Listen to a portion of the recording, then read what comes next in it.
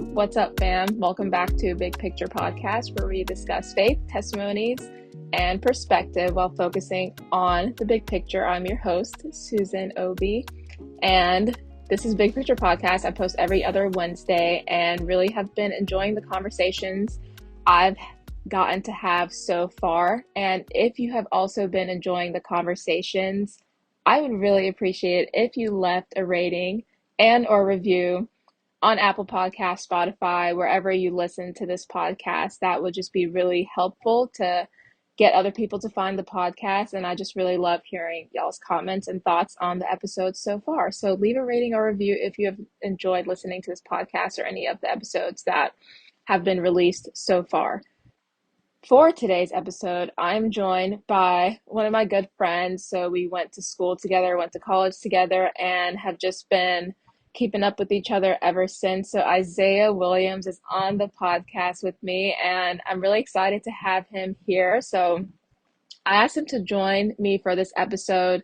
So the title of this episode is A Race Called Life. And this is just something that I've been thinking about lately, of just thinking back from high school to college and how sometimes it's so easy to plan our life and kind of what we want it to look like. And I thought Isaiah would be just a good person to have this conversation with. So Isaiah, thank you for being on the podcast today. Of course, I'm glad to be back. Yeah.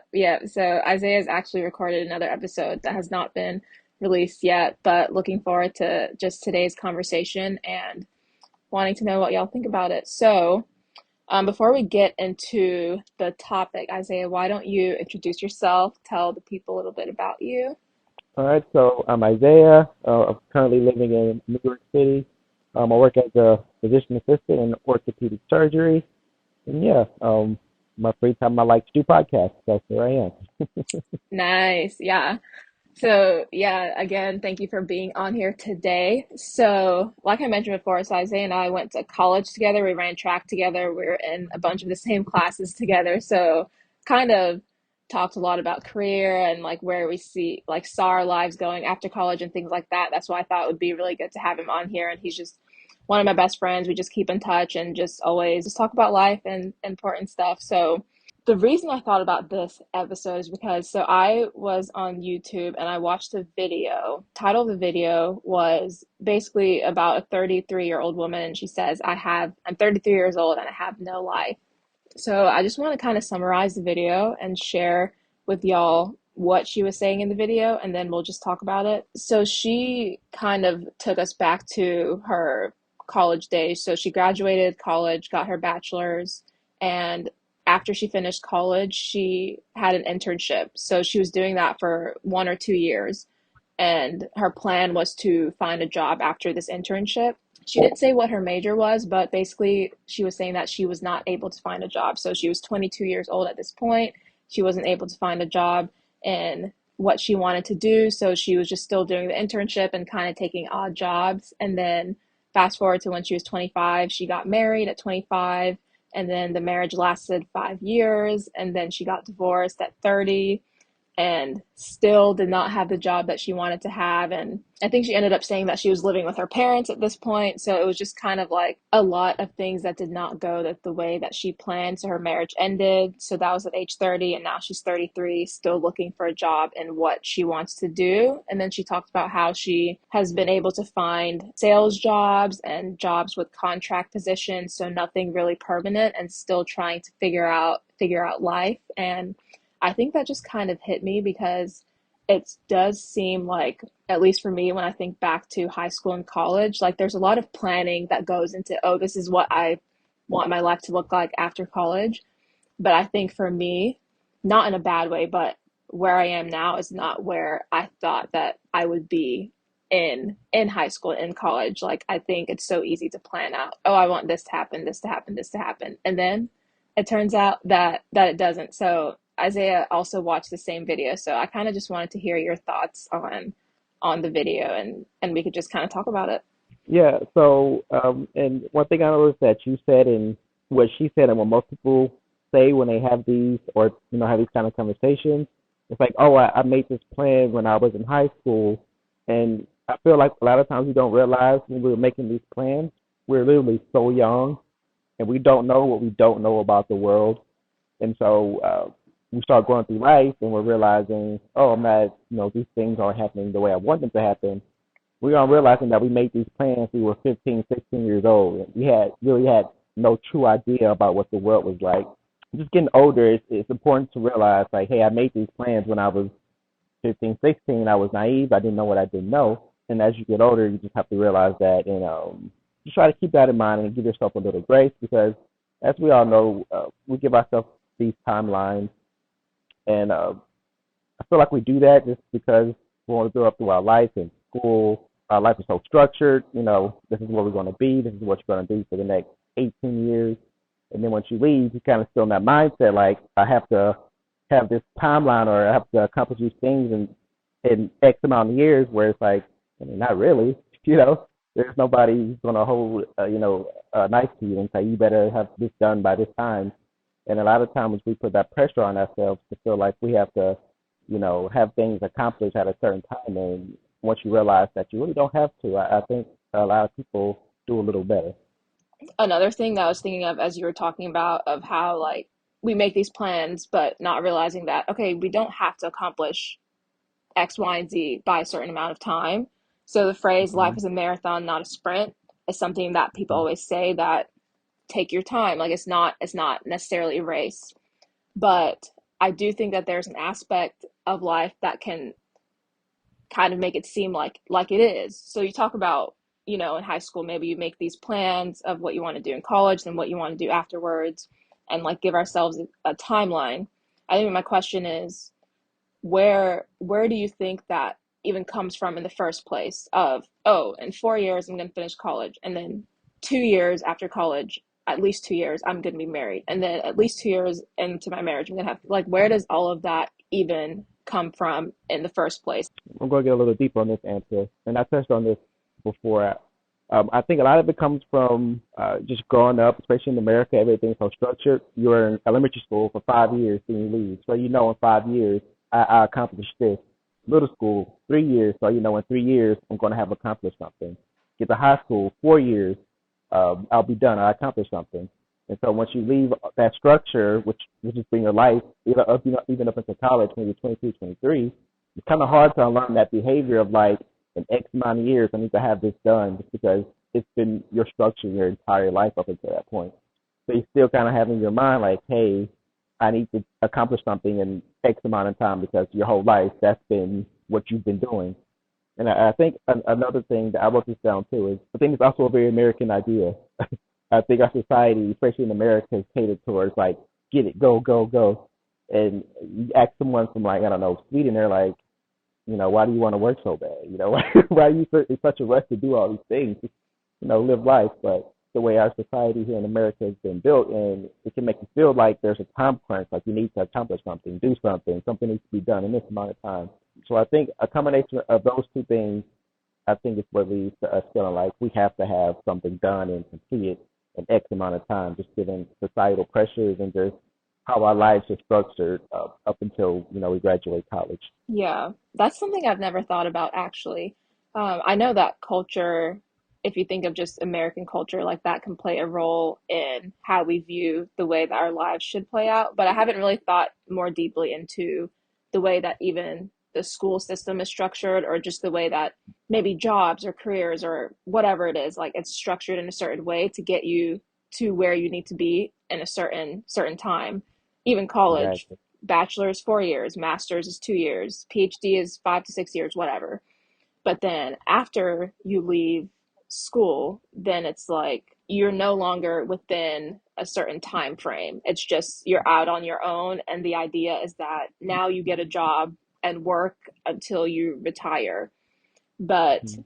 even though there is like sort of that, I don't know, 30 or 40 year timeline, it's still kind of nuanced in between that like 30 to 40 years. It's like, okay, what do I do? Like I haven't found a job yet. I've been out of college for like 5 or 6 years. Like, am I doing the wrong thing? So I think that's really a really interesting perspective of just highlighting how the way that American culture is set up, everything is kind of like on a timeline. That goes back to how society as well like plays a role in the way that we view that. I'm thinking of two different ways I want to go with this, but I think one I'll probably touch on. So something that she was talking about in the video of how she got married at 25 and then got divorced at 30. And what I see is that for women, so you can probably speak to this because you probably know what I'm about to say. For women, it seems like 30 years old is like that age where, okay, are you married? Are you in your career? Do you have children? Are you still single? Are you in a relationship? So I've thought about this of why do you think that 30 is that magic number when it comes to women, at least? It seems like men have a little bit more leeway, I guess, when it comes to their age and relationships and marriage and children. Maybe not career. I don't know how I feel about career, but what would you say about that age 30 in general? That's the $1 million question. Honestly, I think it's just something about we put so much emphasis on our 20s being young. And so when we hit 30, you're not no longer in those 20s. It feels like, all right, now I'm like old and I should be doing old people things. And which kind of goes back to, us feeling like there's this timeline of these things. Like these hard stop, high school, 12th grade is your hard stop. And now our brain kind of creates a new one in its 30s. It's like the new hard stop of like, we should have something accomplished. And just realizing that, there's nothing really special about turning 30. You're still the same person you were when you were 29 and 364 days old.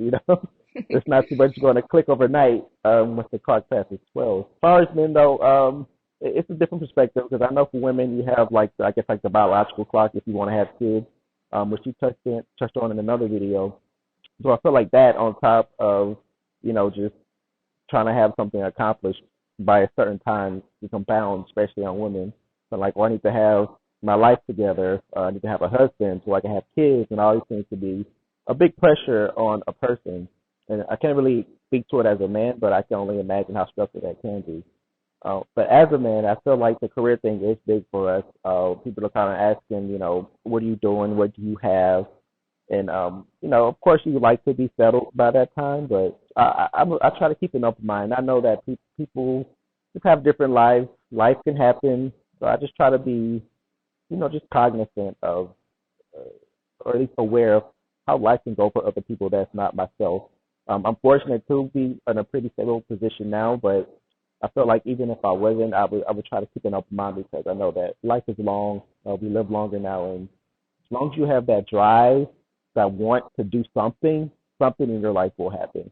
You take the time and effort to invest in something, whether it be, teaching or medical school, anything that you feel like you want to do, and you have that drive to want to do it, something will work out for you.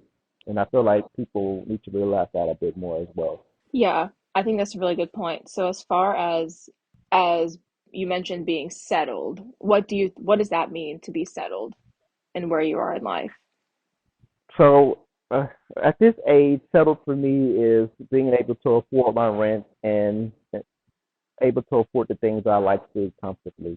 And I feel like I've accomplished that at this point. Going forward, as I do age a bit more and I start thinking about maybe going to get married and have kids, I feel like what that means for me will change. But as for right now, I feel like I'm settled in the sense that I can afford what I like to do, and I don't really have to worry about where my rent or next bill is coming from at this age. And it did happen a little later than I thought it would.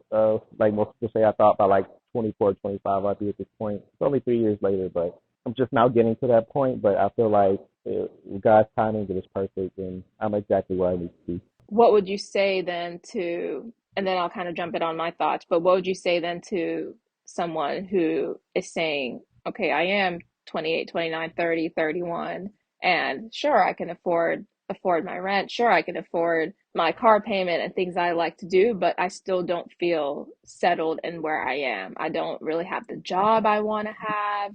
I'm thinking about going back to school, or I am in school, and everyone else is maybe younger than I am. So what would you say to that? Well, the biggest one is stay patient, stay consistent, and like I mentioned earlier, as long as you have that drive, it may not happen tomorrow, but as long as you have that drive to want to do it and you keep putting in that effort, then it'll happen. And another big point I wrote down too, I wanted to say is that we have to remember that there's no rules to life. Like you can live any life you want to as long as you aren't bothering anyone else. If you want to be single and never have kids and live alone, you can live that life. If that makes you happy, there's no one's gonna just come and knock on your door and say you shouldn't be living like that. I feel like again, like this culture of watching TV and seeing people have kids, family, doing this, doing that. We kind of feel like that's what our life has to look like.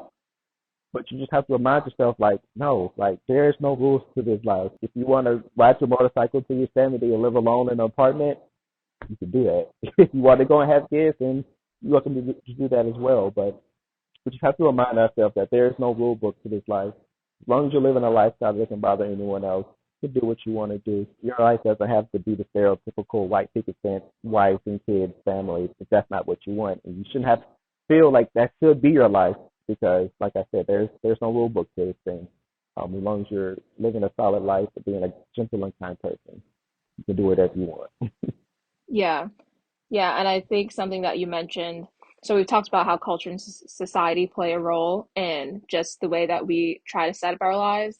But then another point that you mentioned, comparison of looking at other people of, oh, they're Mhm. doing this and we're in the same age or same age bracket and they're married with children with a job. And I think that comparison, like the phrase that says comparison is the thief of joy, of Mhm. I always like remind myself if I was maybe living kind of isolated, let's say, and I just had no access to what other people were doing. I didn't really know what was going on around me. Would I be content Mhm. with my life now? Or am I subconsciously allowing what I see on social media or what I see that my friends are doing? Am I subconsciously allowing that to influence the way that I am viewing my life? You know what I Mhm. mean? I think it's important to just kind of think about yourself, like be introspective. Am I okay with where I am now, or am I maybe not okay with it because I'm looking at what other people are doing? I think you really kind of have to separate those two. And if you still feel like no, it doesn't matter what other people are doing, I'm still not okay with it, then like you were saying, okay, so how are you getting to where you want to be? And as long as you're making steps towards that, then you can't really control anything else. Like you can only control what you can do, and you can't control the outcome or circumstances and things like that. So, Yeah, and I always tell people that I don't think us humans were ever meant to have this much access to other people's lives. mhm. Before phones and social media, people didn't really know what you were doing outside of work. They weren't, super close to you or live next to you. So now we have all this access, and we kind of see the in between parts, the highlights of people's lives. And so you go on somebody's Instagram page, and they have this nice job, at least it appears so, and they're happy. But you don't know that they actually hate their job and they cry waking up to go to work every morning. You don't really see that. You don't know what the true reality of their life is. You just see the highlights of things. And I feel like that's an important thing to remember. That you can't compare your life to the highlights of other people's lives. Because you Yeah. don't see their day to day. They put on their pants one leg at a time too. Everybody has their own struggles in life, so it's just important to remember that. But it's just hard to given just the amount of access you have to people, and just people being able to select what they want to show you all the time. And most times, it's only the positive things about their life, not the everyday minutia of living life that most people have to do, or all people have to do, rather. Yeah, I really agree with that. I think social media is a very, very interesting thing, which could be a whole another episode. But the fact that you're able to see all these things about people that you probably would not be able to see or know otherwise, I think it's partly good. Like I see the point of social media of just like, being able to keep up with people, with friends, family that you may not live close to. That's good. But then there's the other aspect of maybe keeping up with, if you think about people who are your friends or followers, are these people actually your friends in real life, or do you just have access to a lot of people's lives that you probably would not have access to otherwise? And I think that can kind of mess with our minds because then we're seeing other people's lives, but in reality we're not. We're just seeing a snapshot of what they want to show us, and then letting that influence our perspective on the world and then also on ourselves, which is not good. So, yeah, that's a really good point of how Yeah. social media can play that role. Yeah, and I feel like it can kind of put you into this like rat race where you find yourself comparing yourself to people. And I was talking with a friend who made a good point one day. He was like, what it means to be rich isn't necessarily how much money you have. It's being able to comfortably live. And I feel like, especially being in New York, is just the epitome of this. You get into this rat race, you feel like, you may start making six figures, and that might have been your goal at first. Once you start making six figures, you start brushing on to people who make a little more than six figures. Now you're like, I need to do more. But if you finally make it to a millionaire, you start brushing towards the billionaires. You're like, I need to do more. So that feeling never really goes away. Like, and I feel like people don't really realize that as long as you can comfortably live, you're rich in your means.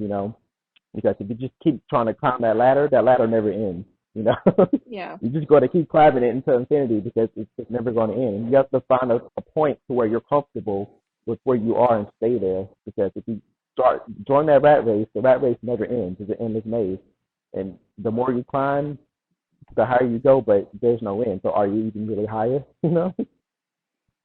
Yeah. Yeah, I really love that point. I remember someone asked me this question after after my birthday last month of how do you feel like where you are now in life? Do you feel like you are where you're supposed to be? And honestly, I say yes. And not because I feel like, oh, I have so much money or I have this and this, I can travel or whatever. I think all those are good things, but I say yes because of that very reason of what you were talking about, that I can't fall into the trap of thinking that if I get the next thing, then I'll be happy. Like my happiness is now because I'm alive and I'm where God has me. And I think for me personally, as long as I'm praying and seeking God, then I am where I'm supposed to be because I trust that God will open and close doors in the right timing because I'm seeking Him. And I think also just that point of I hear this might be a little bit of a tangent, but I hear women, especially a lot of women will say things like, I'm in my waiting period to be married. So when you're single, you're kind of just waiting on God to bring you that husband. You're just in a season of waiting. And in my head, I don't agree with that because okay, your season of waiting is going to be until you hit the grave because once you get married, okay, you're going to be in a season of waiting for kids, right?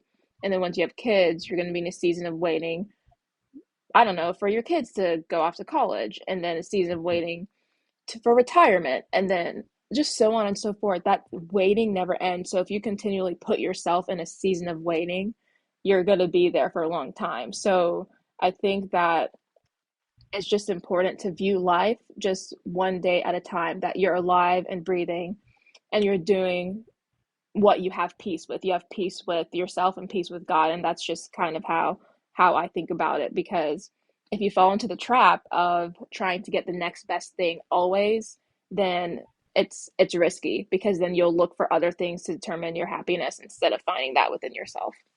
Exactly. One of my favorite things is be where your feet are. And I feel that's what I remind myself of like daily. Just thinking about if I'm on a weekend, I know I have to work Monday. I'm like, oh, I work Monday, but I'm like, let me enjoy being here on Saturday because now I'm wasting my Saturday thinking about Monday. And I can, like you said, can go into a bigger picture in your life. It's like if you're always waiting for the next thing or trying to do the next thing, you're not going to enjoy what you're doing at the moment. And that seat, like you said, that season of waiting can never end sometimes. Before you know it, you're 60. It's like I never really stopped to enjoy my life as it was, and I wish I would have.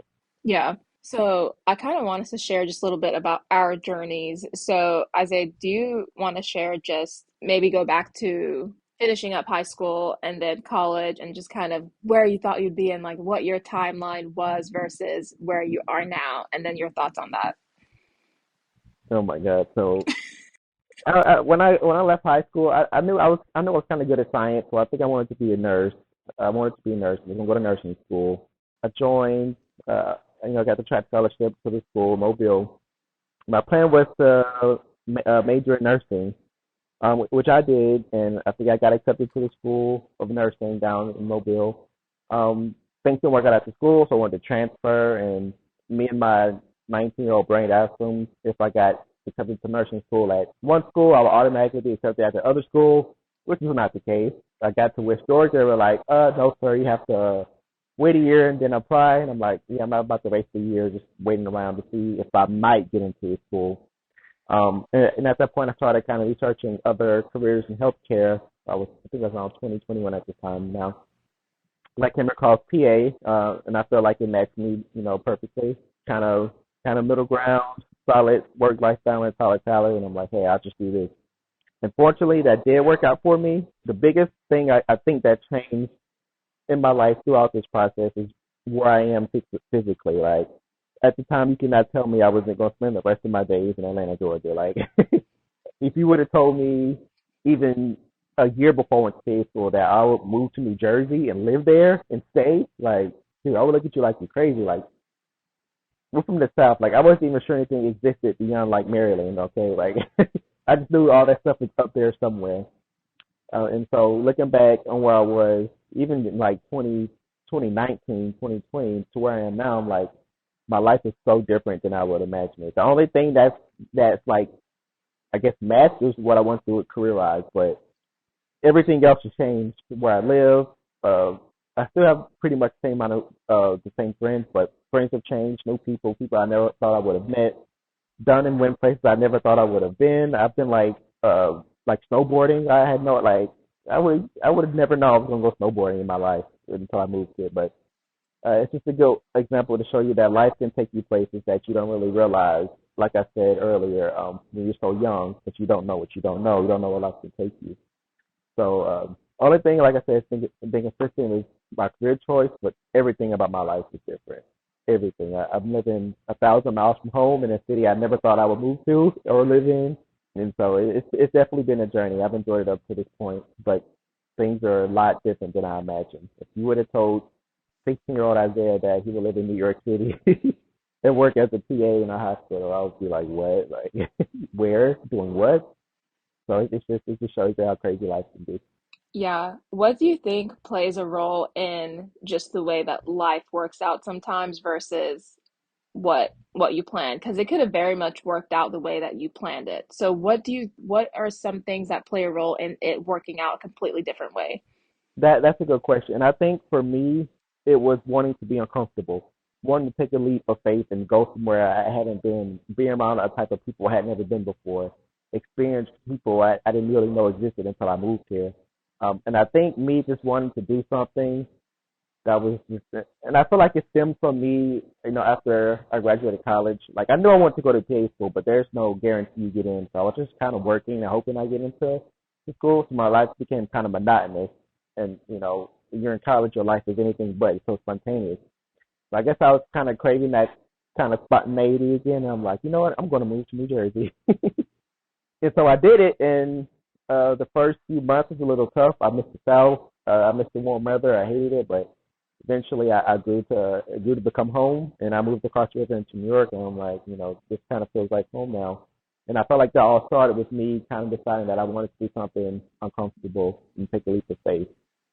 One of me and my buddies who moved up here as well from Atlanta is that this is one of our favorite sayings we made up. It goes, you'll never know until you go," and that's so true. I had no idea I would like it here until I came, because you can have you can imagine what it's like to be somewhere or kind of think about it, but until you actually go, you'll have no idea about what it's really like to be there or live there or do whatever until you actually do it. And a lot of times, you'll be surprised how much your perception of something changes if you actually ignore whatever your preconceived notions are and move there or do whatever you think you wouldn't like. And sometimes you may realize you may like it.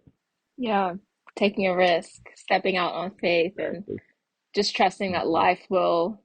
life will catch you somehow. It'll make a Hmm. pathway for you to continue moving forward, which is what is important.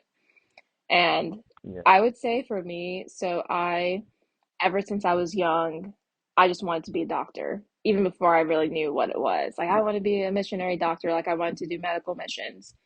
And I like how at the beginning you talked about how it's important to remember, like the very first thing that's important to remember is a lot of plans that we make are when we're young. So I think for me, like I just followed that because that's what I knew. So even as I was getting older, it still felt like that's what I've always known that I wanted to do. So that's what I'm going to do. And so going into, so graduate high school, went to college, pre-med biology, was running track. Plan was to graduate college and then either do a gap year and then like apply in medical school and things like that. And that was the only thing that I knew that I was going to do. So I didn't really think about anything else, like give myself that chance to think about other things. So after I finished college, I wanted to just focus on school while I was an undergrad and not focus on like applying to school. So I waited to do any sort of application until I got my bachelor's degree, which means I'd have to take a year and strengthen my application, do things like that. So after I finished my bachelor's, I was like, okay, I can take a gap year and then work and apply to medical school, or I can go to grad school and that will look good on my application too. So it worked out that I was able to go to University of Missouri, which I shared in another episode. So I applied there. I did my master's for 2 years, and I that was my first time in Missouri. Like the day that I moved to Missouri in August to start school, that was my first time ever being there. And I would say those were some of the best times that I've experienced in school as far as school and friendships, relationships. I really met a lot of good people there and just really enjoyed my time there. And I never pictured myself being in the Midwest. So I just love how that kind of worked out and just met some really, really great people. So I was in grad school, applied to medical school, and then got waitlisted. And I kind of shared the story before, but I think for me, that just kind of showed I was like, wait, this was not the plan. I didn't have a plan for if I didn't get into school. So I just feel like sometimes life does not always go the way that you plan. Like sometimes it can, but sometimes it doesn't. But then the question is, what do you do when it does not go the way that you planned? So I took other opportunities. So I moved to Ohio, working with refugees. And then I think, so I was 24 or something like that, 24 when I finished grad school.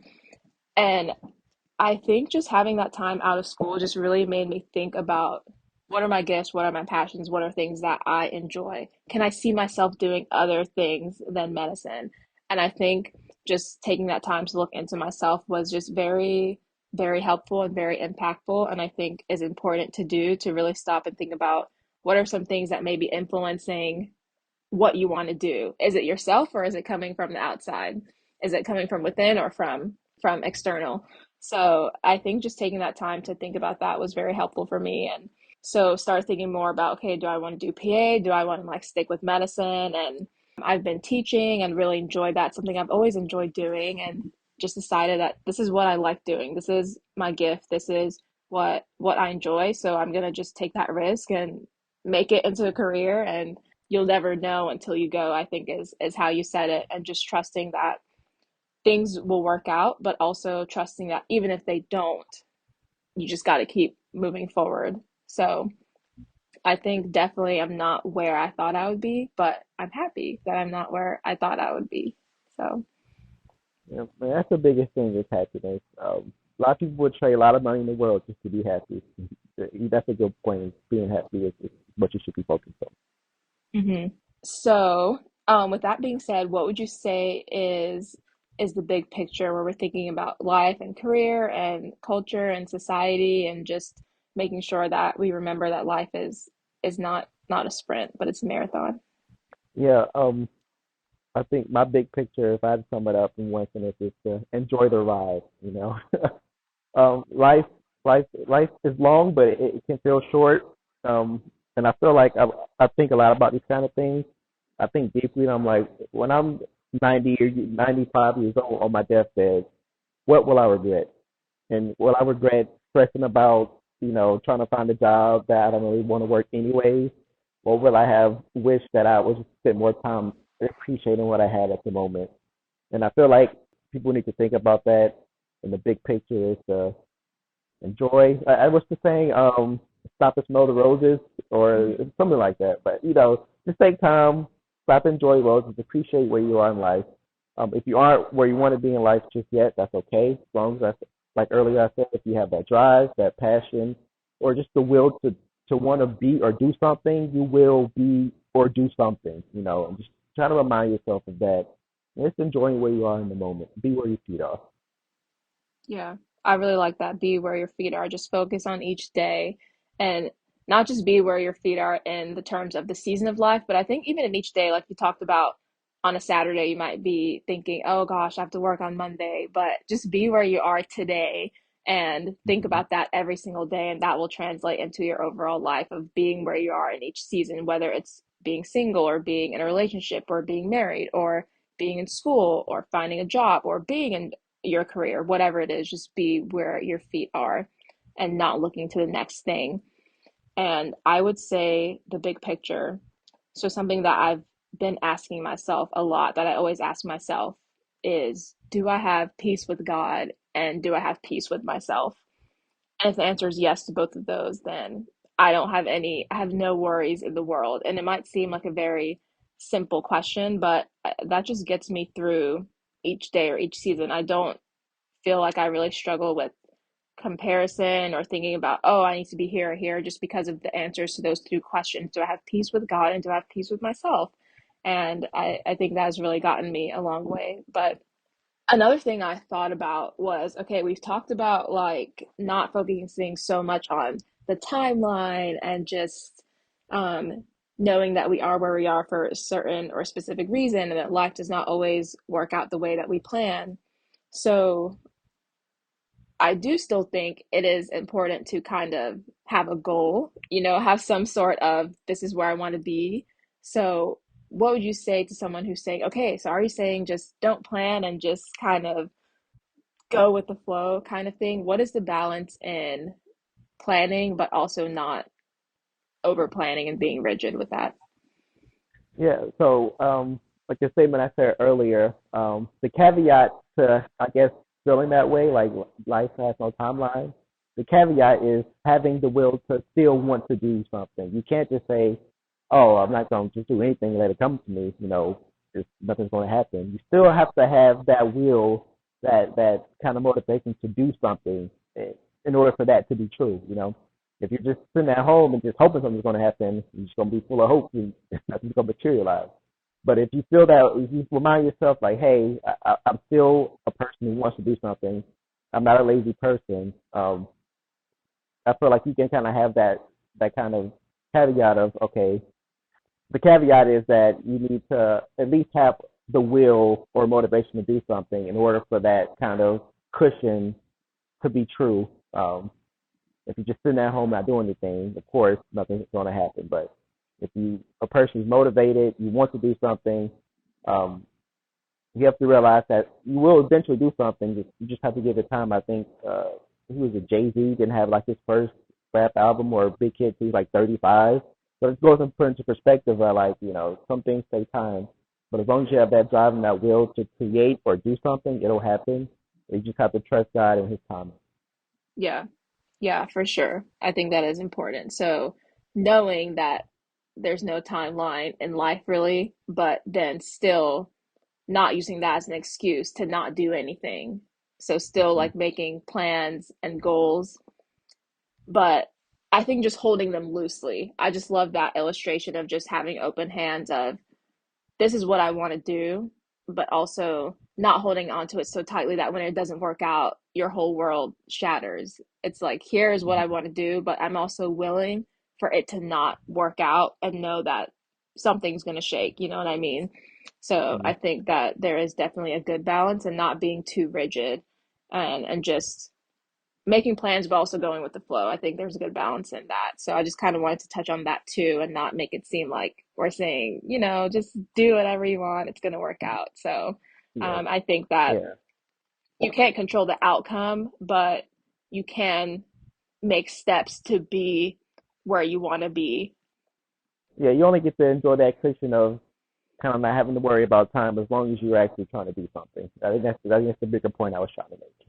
Yeah, yeah, yeah, that makes sense. And I think it can be easy. I think, especially spiritually or as Christians to think, okay, I'm just going to pray about it and just hope like something happens. But I love the phrase of that says, work like it depends on you, but then pray like it depends on God. So just making steps. You can pray, but also make steps to get to where you want to be and know that God works with what we're doing. So Yeah, there's that saying, "Faith without works is dead," and that's true. You got to put the work into. That's just the way it is.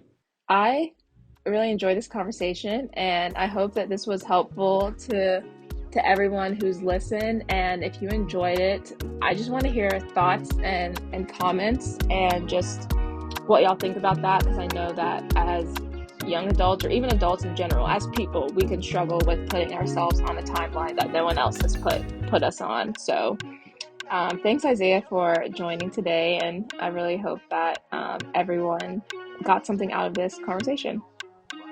Thanks for having me on. You're welcome to invite me on anytime. I love these conversations, and I'm glad you chose me to have it with you today. All right, awesome. So thanks y'all for listening, and see y'all in the next episode.